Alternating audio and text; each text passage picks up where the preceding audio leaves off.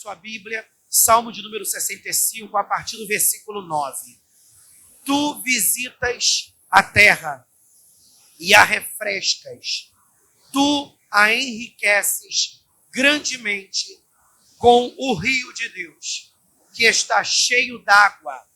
Tu lhes dás o trigo, quando assim a tens preparada. Enches d'água os seus sulcos, regulando a sua altura, amolecê-la com a muita chuva. Abençoas as suas novidades. Coroas o ano da tua bondade, e as tuas veredas destilam gordura. Destilam sobre os pastos do deserto, e os outeiros cingem-se de alegria. Os campos cobrem-se de rebanhos, e os vales vestem-se de trigo. Por isso eles se regozijam e cantam. Se a criança chorar, leva ela lá fora um pouquinho. Qual é o tema da nossa série de ministrações? A chuva de Deus vem. Então diga comigo, a chuva de Deus vem. Mais forte, a chuva de Deus vem. Você já parou para prestar atenção que essa frase é uma profecia? Amém? E o que é uma profecia? É uma palavra que Deus libera. É um decreto. Quando Deus chega para Zacarias e diz, através do anjo, o Senhor se revela para Zacarias através do anjo, e disse, não temas, tua mulher, Isabel, dará à luz um filho. O que é isso? É uma profecia, é um decreto. E aquele decreto foi liberado. Então essa campanha, ao longo dessas 6 semanas, uma profecia, um decreto está sendo liberado sobre nossas vidas. E qual é o decreto? A chuva de Deus vem. Pastor, esse versículo que o Senhor leu fala do quê? Fala de um período que a terra se manteve seca. E diz a Bíblia que Davi clamou ao Senhor. Davi se consertou diante da presença do Senhor. Davi fez o que ele precisava fazer. E diz a Bíblia que a sequidão que havia na terra foi removida. Pastor, se a chuva de Deus vem, e isso é uma profecia, na vida de Zacarias, a profecia se cumpriu. Olha para mim, irmão, o que está faltando para a profecia de Deus se cumprir na sua vida? Você já parou para se perguntar se essa palavra é uma profecia? Por que a chuva de Deus ainda não veio sobre a sua vida? Porque se a chuva de Deus é sinônimo de vitória, é sinônimo de bênção, a ausência da chuva fala de um juízo da parte do Senhor. Ah, pastor, mas todo mundo tem um tempo na sua vida. O que significa? Que não é porque aconteceu na vida do irmão que contou aqui a conquista do carro, que chegou o tempo da minha conquista. É fato. Na vida de cada pessoa tem um tempo determinado. Mas você já viu que na vida de algumas pessoas o tempo nunca chega? E se na vida de algumas pessoas o tempo nunca chega, tem uma razão para isso. E é sobre isso que eu quero falar. Louvado seja Deus. A chuva de Deus vem, é uma profecia que fala de vitória e que fala de liberações da parte do Senhor. A ausência dessa chuva é um sinal amarelo que acende para chamar a nossa atenção e nos fazer entender o que a gente precisa fazer, William, para esse sinal amarelo se apagar, então logo o sinal verde acender, para a gente seguir em frente. Quem está comigo, diga graças a Deus. Então, abre a sua Bíblia em 2 de Samuel, capítulo 22. Não é proibido dar glória não, tá, meu irmão? Abre essa boca aí e dá glória. Abre essa boca e glorifica o Senhor.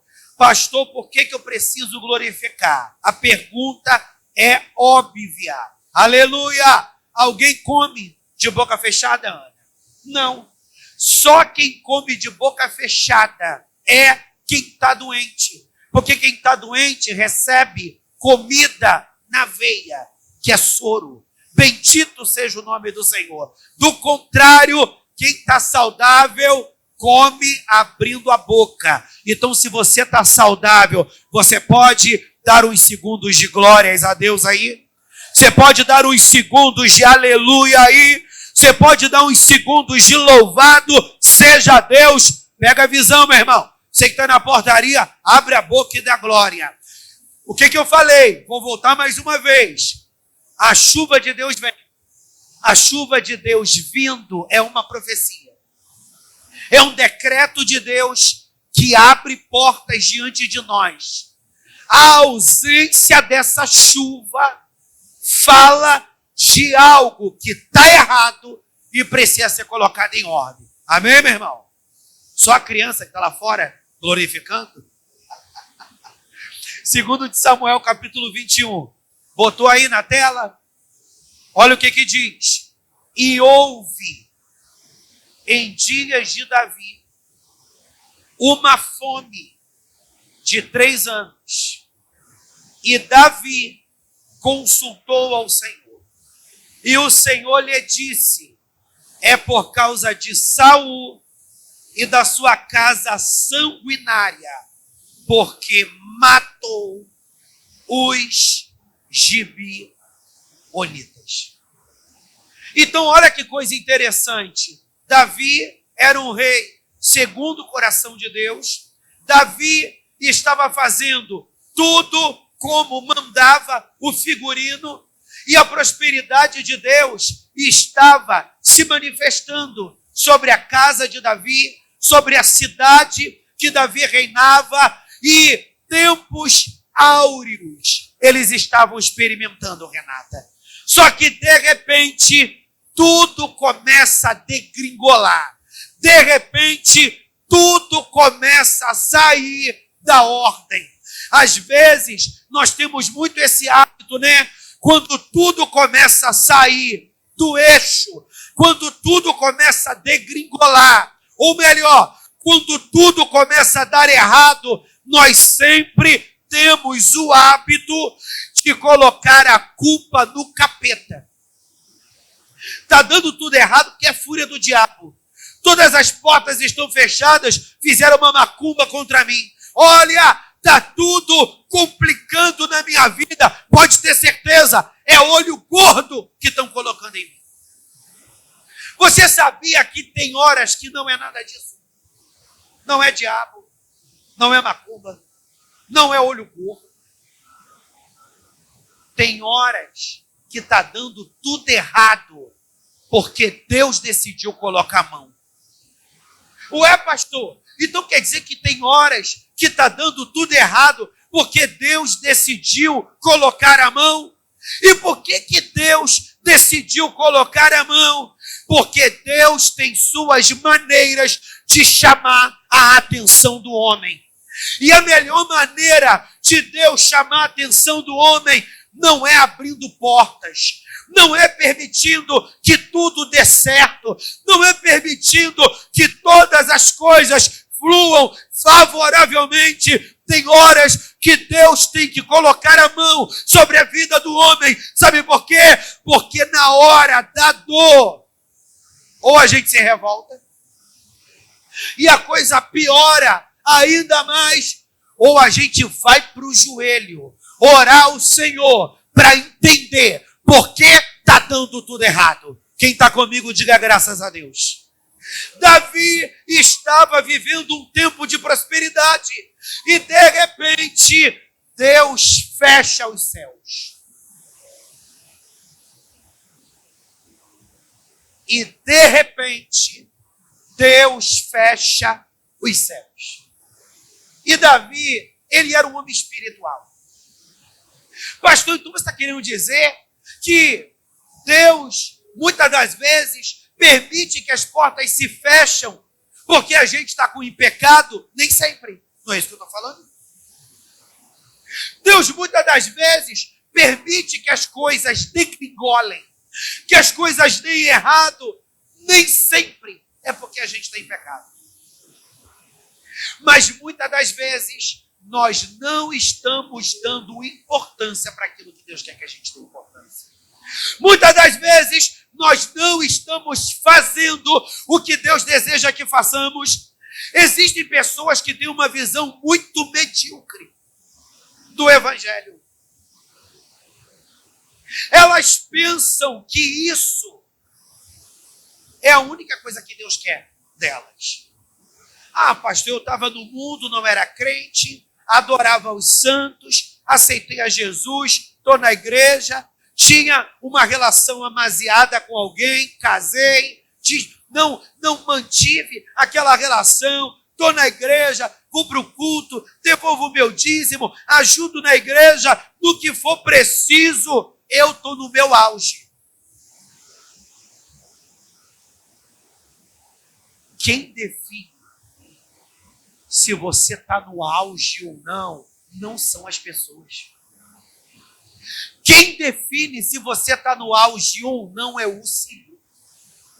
De repente, você acha que você está fazendo muito, que você é o tudão, a tudona, e de repente Deus está olhando para o teu coração e está vendo, tem coisa aí que eu não estou gostando.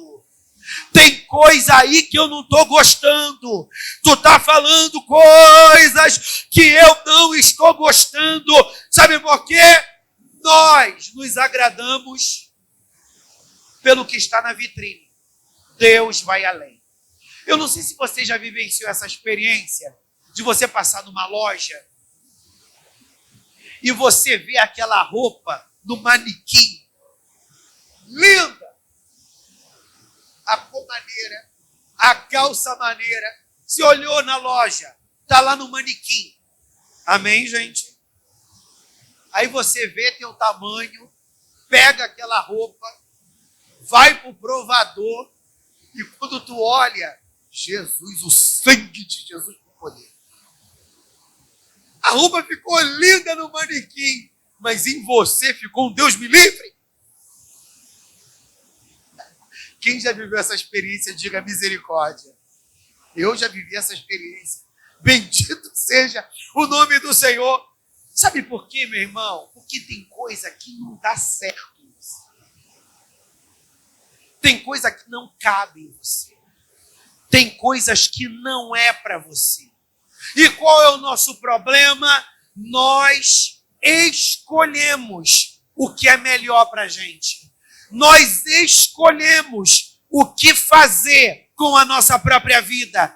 Davi precisava entender que na qualidade de homem espiritual, ele precisava buscar entender o que Deus tinha para dizer para ele por trás daquela situação, aonde o céu se fecha e por 3 anos não choveu sobre aquela cidade. Quem está entendendo diz amém. Você já viu, a gente falou aqui na igreja, que nos dias de Elias não choveu 3 anos e meio. E a gente fica muito preso a essa história de Elias. Como se a história de Elias fosse a única experiência. Eu acabei de mostrar para você, em 2 de Samuel, capítulo 21, que nos dias de Davi também ficou sem chover. Não 3 anos e meio, Maria, mas 3 anos. Aí Davi vai orar. É bem sucinta essa palavra, porque a gente precisa falar muito em alguns momentos, a não ser quando o texto é muito complexo. Davi vai orar. Deus, tu me fez prosperar, tu me fez obter êxito, e eu dei vários testemunhos, e eu pensei que na minha vida agora era só subir degraus. E de repente, as portas se fecham e não tem chuva. E o povo vivia da agricultura. O povo vivia da pecuária. Então água era imprescindível. Então se fica sem chover durante 3 anos e as reservas se esgotam, os rios começam a secar, o que significa? Que o povo começava a cair na miséria. O povo começava a cair em desgraça. Aí Davi vai orar: Deus, o que tu quer me falar? O que tu quer me ensinar? De repente, você é uma mulher muito doce e teu marido, meu irmão, é um homem que nem Nabal, desequilibrado. De repente você seja uma pessoa que trabalha,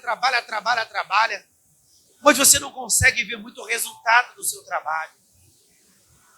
Pastor, eu procuro ser uma pessoa tão gente boa no meu ambiente familiar, mas vira e mexe, pastor. Eu estou levando na cara, não literalmente. Eu estou levando na cara, tendo que conviver com ingratidão, tendo que conviver com pessoas falando coisas para mim que eu não mereço. E tem horas que eu fico intrigada, porque eu tenho que passar por isso, ao invés de você ficar se questionando o porquê essas coisas acontecem.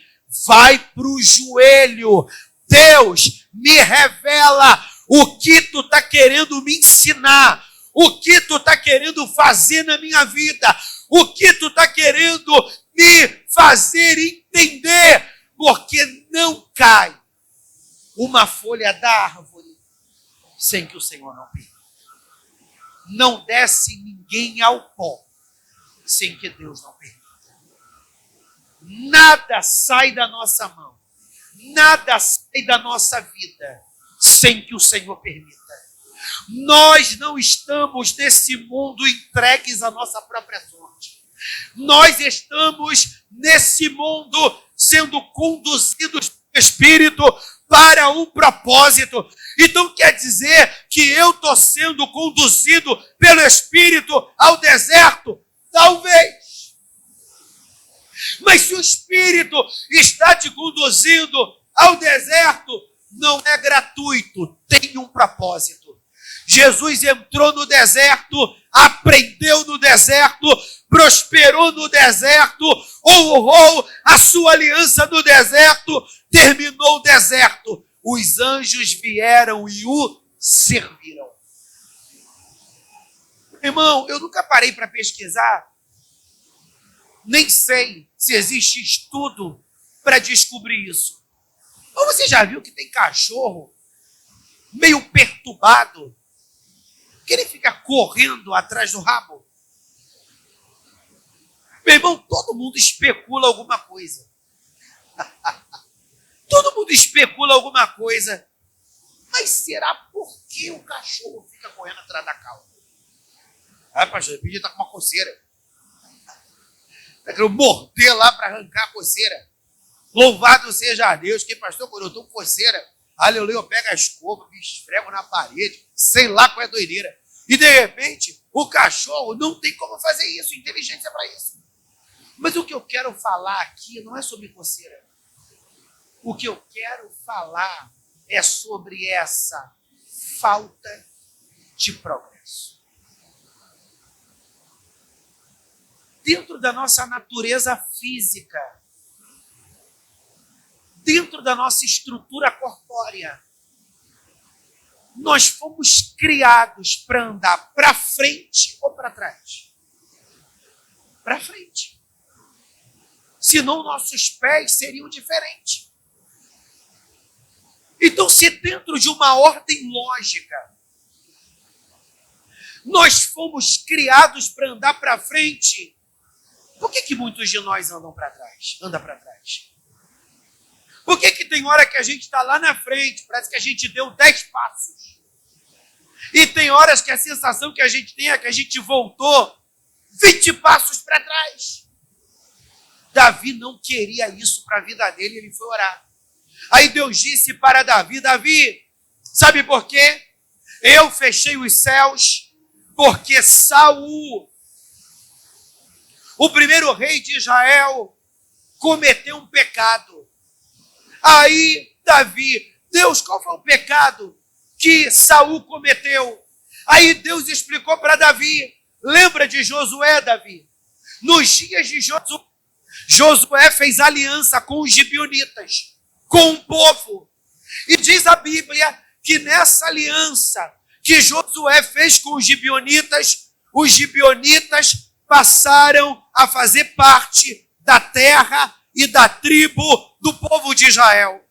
Diz a Bíblia que os gibeonitas começaram a cumprir a palavra de Deus. Então, tão logo os gibeonitas passaram a ser um povo que estava debaixo da bênção do Senhor. Quem está me entendendo, diga graças a Deus. Nos dias de Josué, Josué fez uma aliança com os gibeonitas e os gibeonitas se comprometeram em cumprir a palavra do Senhor. Então, logo, os gibeonitas se comprometendo em cumprir a palavra do Senhor, esse povo estava debaixo de uma bênção. Então, toda bênção é advinda de uma fidelidade. Ou melhor, de uma obediência. Toda bênção é advinda de uma ação minha. Eu ajo e o céu reage. Eu ajo e o céu reage. Pastor, me dá uma prova disso. O livro de Deuteronômio diz que as bênçãos seriam proferidas sobre o monte Gerizim. Gerizim significa lugar da fertilidade. E o que Deus disse? Todos aqueles que obedecerem a minha palavra estariam vivendo no meu Gerizim, ou seja, debaixo da minha bênção. Aí a palavra diz que as maldições eram liberadas no Monte Ebal. Sabe o que significa Ebal, Júnior? Entre pedras, pedregoso. Então a maldição fazia com que pedras fossem colocadas no caminho do homem. E no meio de muitos obstáculos, o homem acabava não chegando aonde Deus queria que ele chegasse. Mas, pastor, se Deus queria que um homem prosperasse, por que Deus permitiu que pedras entrassem no seu caminho? Para eles entenderem que a bênção não é mérito, a bênção é a favor do Senhor. Amém, igreja? Então a bênção não é meritória, a bênção é favor do Senhor. Então para de achar que você merece e eu não. Para de achar que sua cunhada não merece e você sim. Quem conhece o coração do homem é o Senhor. Amém, igreja? Aí Davi disse para Deus: e aí, Deus, o que eu tenho que fazer? E o Senhor orientou Davi: Davi, procura o rei dos gibeonitas. Aí eu vou ler aqui. Versículo 2. Então chamou o rei aos gibeonitas e lhes falou. Ora, os gibeonitas não eram dos filhos de Israel, mas do resto dos amorreus. E os filhos de Israel lhes tinham jurado. Porém, Saul procurou feri-los no seu zelo pelos filhos de Israel e de Judá. Disse, pois, Davi aos gibeonitas: presta atenção. Isso aqui é para você aprender a prosperar. Não é para você pular, não. Presta atenção. Disse, pois, Davi aos gibeonitas: que quereis que eu vos faça? E que satisfação vos darei para que abençoeis a herança do Senhor? O que Davi está dizendo? Eu sei que Saul matou muito de vocês. Eu quero me retratar. Saul já era morto. Só que Davi entendeu que ele era a autoridade espiritual que Deus havia levantado naquela nação para resolver os problemas daquela nação. Você é uma autoridade espiritual dentro da sua casa. Você é uma autoridade espiritual dentro da sua família, principalmente se lá não tem cristãos. Então Deus vai te usar para que maldições sejam quebradas. Deus vai te usar para anular decretos que foram estabelecidos. E nesse quesito, Deus iria usar Davi para que aquele juízo fosse removido de sobre aquela terra. Aí Davi procura os gibeonitas e disse para os gibeonitas: eu quero pedir perdão a vocês. O que eu preciso fazer a vocês para que vocês nos abençoem? Porque se vocês, gibeonitas, nos abençoarem, o juízo de Deus vai sair e essa sequidão que se instaurou na nação vai ser desfeito. Aí, para a gente passar para o ponto final. Então, versículo 4. Os gibeonitas lhe disseram: não é por prata nem ouro que temos questão com Saul e com sua casa, nem tampouco pretendemos matar pessoa alguma em Israel. E disse ele: que é, pois, que quereis que vos faça? Os gibeonitas disseram: olha, eu não quero matar ninguém, como Saul matou o meu povo. Eu também não quero ouro e nem quero prata, ou seja, eu não quero nada da riqueza de vocês. Aí Davi pergunta para eles: tá bom, então o que vocês querem? E aqui a gente conclui esse Menegheb. Diga comigo: a chuva de Deus vem. E disseram ao rei: quanto ao homem que nos destruiu e procurou que fôssemos assolados, sem que pudéssemos subsistir em termo algum de Israel, ou seja, quanto a Saul, que tentou nos dizimar, acabar com o nosso povo, nós não temos nada mais a tratar com ele, até porque Saul já era morto. De seus filhos, se nos deem 7 homens, para que os enforquemos ao Senhor em Gibeá de Saul, o eleito do Senhor. E disse o rei: eu os darei. Ou seja, o que o rei dos gibeonitas disseram? Olha, eu não quero matar homem algum em Israel. Eu não quero ouro e não quero prata. Só que nós conhecemos a Torá. Nós conhecemos a palavra. E a palavra diz que homens que cometeram pecado de morte, esses homens terão que serem mortos. Homens que cometeram pecados de morte deveriam ser mortos. O que os gibeonitas pediram para Davi? Nós não temos como cobrar a Saul o mal que ele nos fez. Mas para que consigamos resolver essa questão e a maldição ser quebrada, eu quero, Davi, que você me entregue 7 homens que são descendentes de Saul. Então, na realidade, para que aquela maldição fosse quebrada, aquele juízo fosse removido, assim como Saul matou muitos homens gibeonitas, 7 homens da casa de Saul deveriam ser mortos. Mas, pastor, olho por olho, dente por dente, meu irmão, naquela época o bagulho era doido. Naquela época era desse jeito. Tá bom, pastor. E hoje, se eu cometi um pecado de morte, Deus vai me matar? Não. Porque Jesus, Sabrina, já morreu no seu lugar.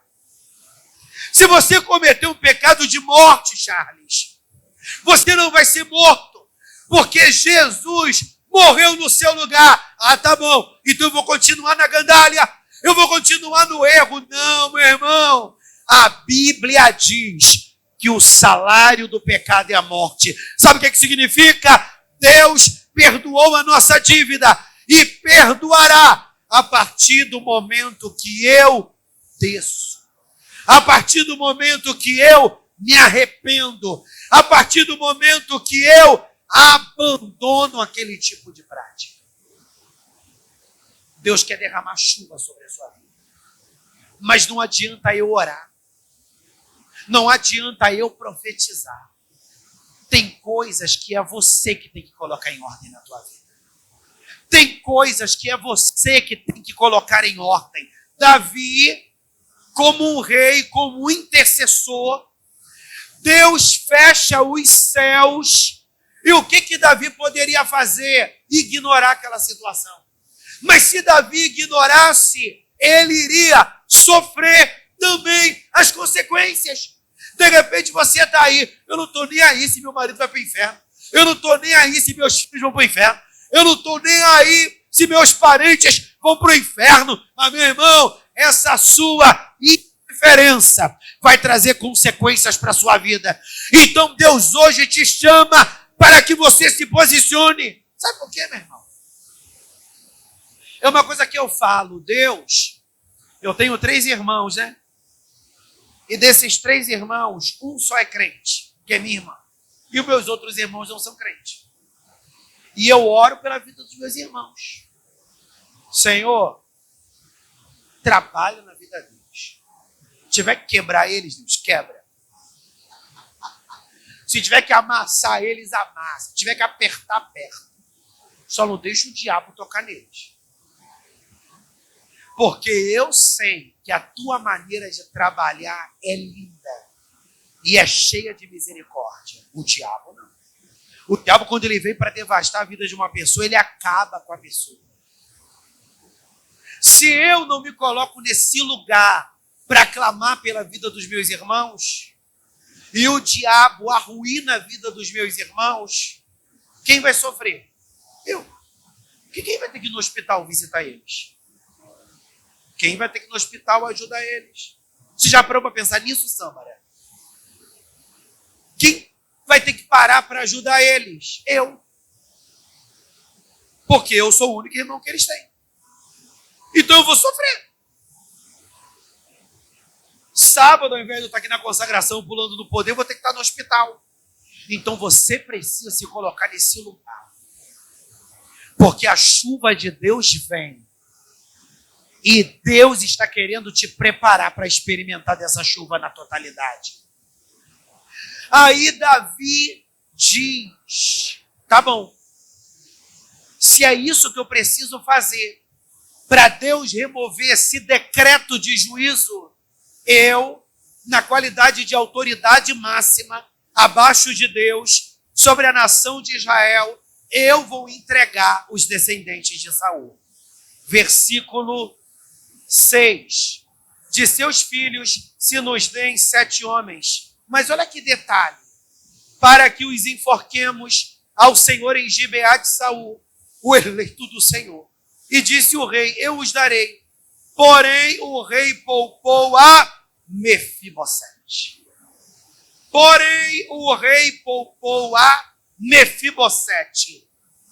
Aí diz lá, filho de Jonatas, filho de Saul, por causa do juramento do Senhor, que entre eles houvera, entre Davi e Jonatas, filho de Saul. Olha quanto nós estamos debaixo de uma aliança, Deus, ele nos guarda.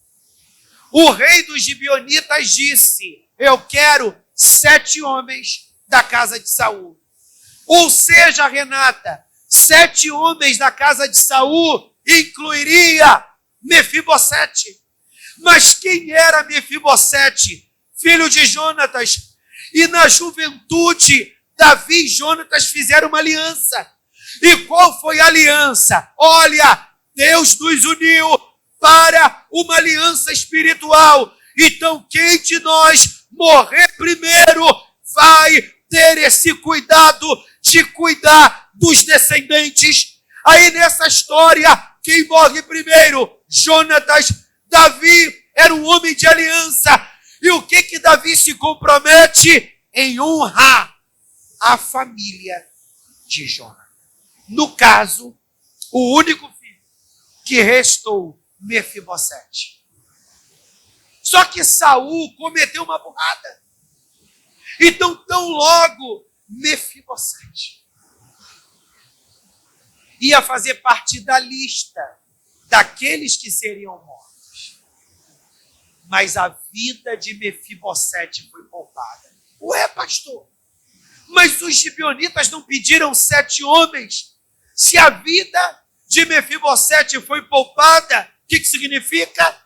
Que outro dos descendentes de Saul entraram na lista daqueles que seriam enforcados. Diz a Bíblia que os 7 homens são enforcados. Uma aliança é restituída. Aí olha o que diz o versículo 14. A parte final. E depois disto. Versículo 14 é a parte final. Que esse texto é muito emblemático e eu não quero explicar tudo. E depois disto, Deus se aplacou para com a terra. E depois disto, Deus se aplacou para com a terra. Ou seja, depois que Davi fez o conserto que precisava ser feito, aquele juízo sério foi removido. E Deus trouxe chuva novamente sobre a terra. Que nessa noite você se posicione, se coloque de pé. Se coloque de pé, meu irmão. Que nessa noite você se posicione. Lá em Joel, capítulo 2, você não precisa abrir, o pessoal vai colocar aí na tela. Lá em Joel, capítulo 2, diz assim. Joel, capítulo 2, versículo 22.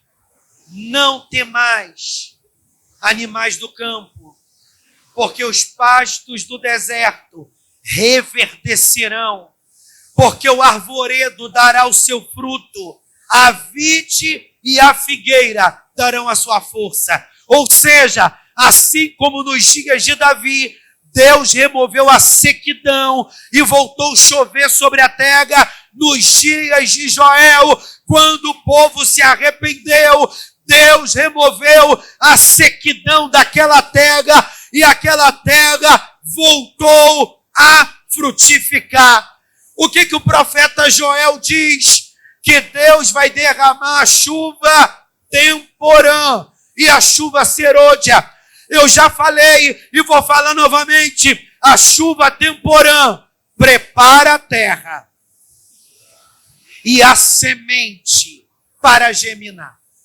Então a chuva vem, prepara a terra. Você vai lá, planta a semente e continua chovendo até a semente germinar e começar a se desenvolver. Então a chuva temporã é a chuva que prepara a terra para a semente ser germinada. Acredite, no mundo espiritual, uma chuva está sendo derramada sobre a tua casa, sobre a sua vida.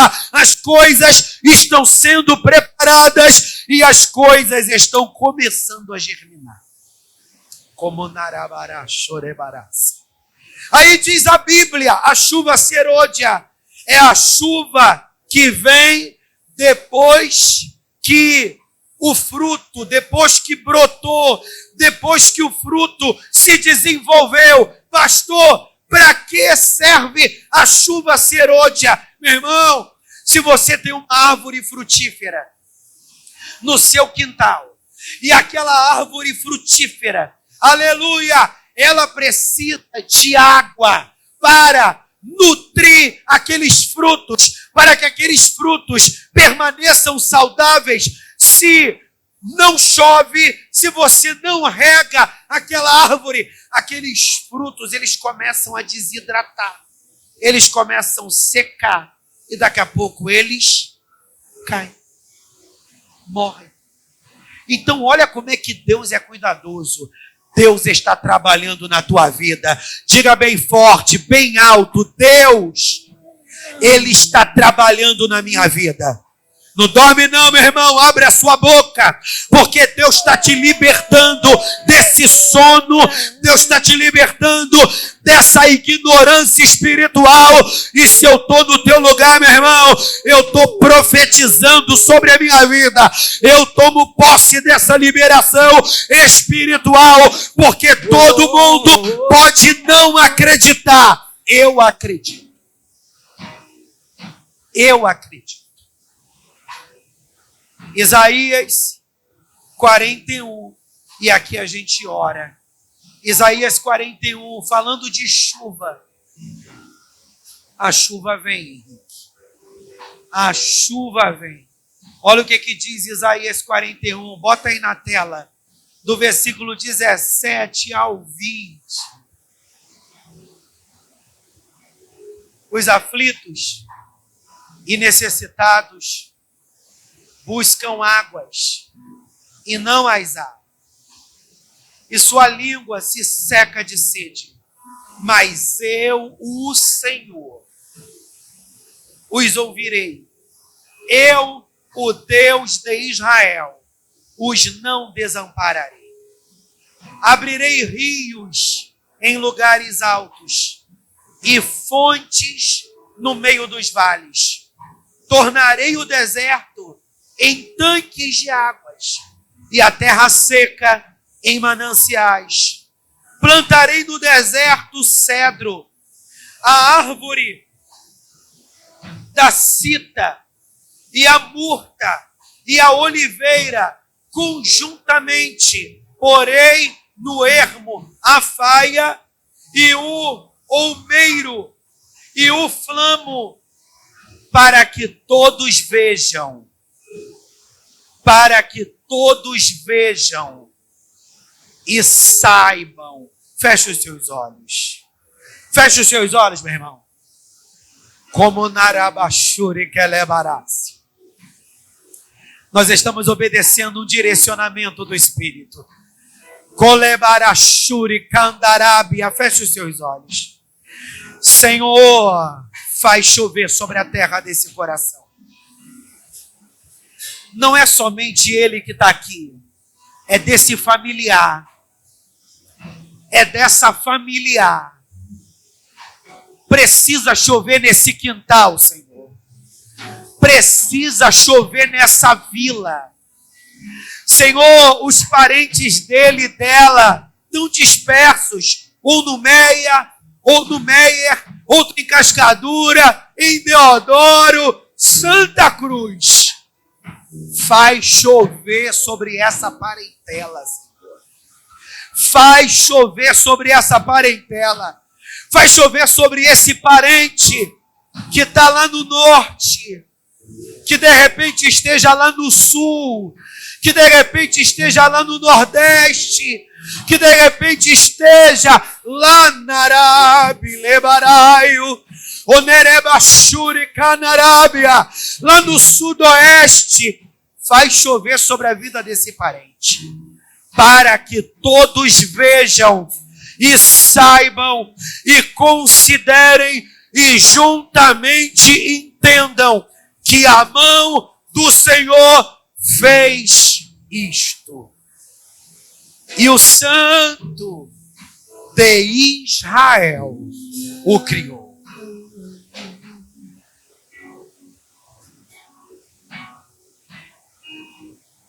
Eu quero que seja feito um corredor aqui na frente. Uma fila, eu quero ungir você. Eu só vou ungir. Eu não vou orar por você aqui na frente. Eu vou te marcar. Faz uma fila aqui na frente. Para aqui no altar. Obedarabashuri kelebarácia. Como nabassarabaraio. Eu vou ungir você Porque Deus quer conserto da igreja. A igreja é você. Deus quer conserto. O que Deus está te pedindo? Nos dias de Davi, Deus falou para ele: repare o erro que Saul cometeu para com os gibeonitas. Nos dias do profeta Joel, Deus disse: fala para os sacerdotes chorarem na minha presença. Diga para o povo que eles devem se converter. Eles devem se humilhar. E eles devem trazer de volta a santidade para a vida deles. E aí então restituir-vos-ei os anos que foram consumidos pelas pragas, o meu grande exército que eu enviei contra vós. Sabe o que Deus está dizendo? Se a porta está fechada, foi Deus que fechou. Mas hoje Ele pode abrir essa porta. Se a prosperidade prometida não chegou, foi Ele que está retendo. Se conserte nessa noite. Se a chuva em alguma outra área da tua vida não chegou, pastor, choveu alguns anos atrás, do nada parou de chover. Conserte-se.